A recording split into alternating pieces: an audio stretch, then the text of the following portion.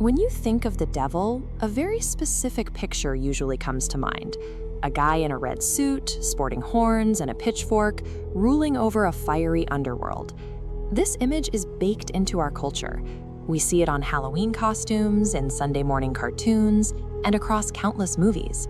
But if you open the Bible and search for that red, pitchfork-wielding creature, you will find absolutely zero trace of him. The actual scriptural description of this figure looks entirely different. And as we'll see, the being described in those ancient texts poses a far more sophisticated threat. To understand the historical and theological stakes of the text, we have to strip away centuries of this cartoonish baggage. The best place to start is in the Old Testament. Many assume these early texts describe a dark god reigning over an evil domain, perfectly equal and opposite to the Creator. The book of Job reveals something entirely different.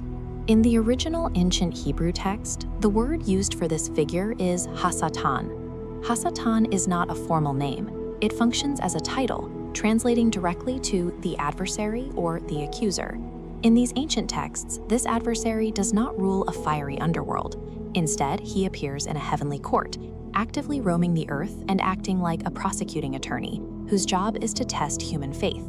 He operates as a subordinate, created being. He exists and acts entirely under the ultimate sovereignty of God, rather than as a rival deity.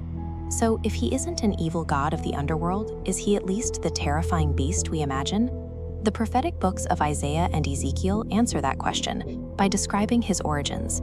According to the text in Ezekiel, before his rebellion, he was a guardian cherub situated in Eden. He possessed profound wisdom and unblemished perfect beauty.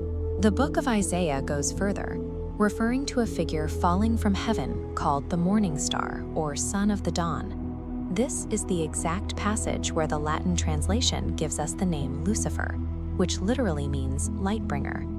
The texts explain that his immense beauty led to a swelling pride.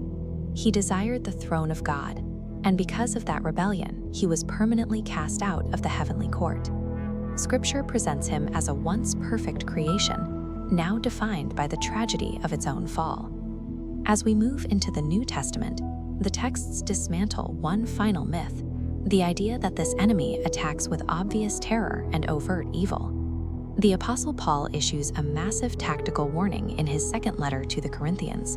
He states that the adversary masquerades as an angel of light. His primary operational weapon is psychological deception. Rather than fear, he offers logical compromises and slightly twisted versions of the truth. We see this pattern across the entire biblical timeline, from twisting God's words when speaking to Eve in Genesis, all the way to his calculated, scripture-quoting temptations of Jesus in the wilderness. The true danger lies in his subtlety. If a horrifying monster offered you a deal, you would run away immediately. But by showing up as a seemingly good idea, he ensures compromise.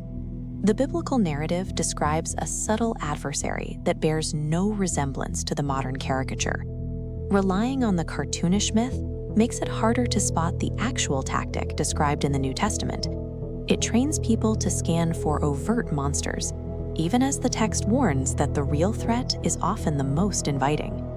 But the scriptures also provide a definitive conclusion about his ultimate status, detailed clearly in the books of Colossians and Revelation.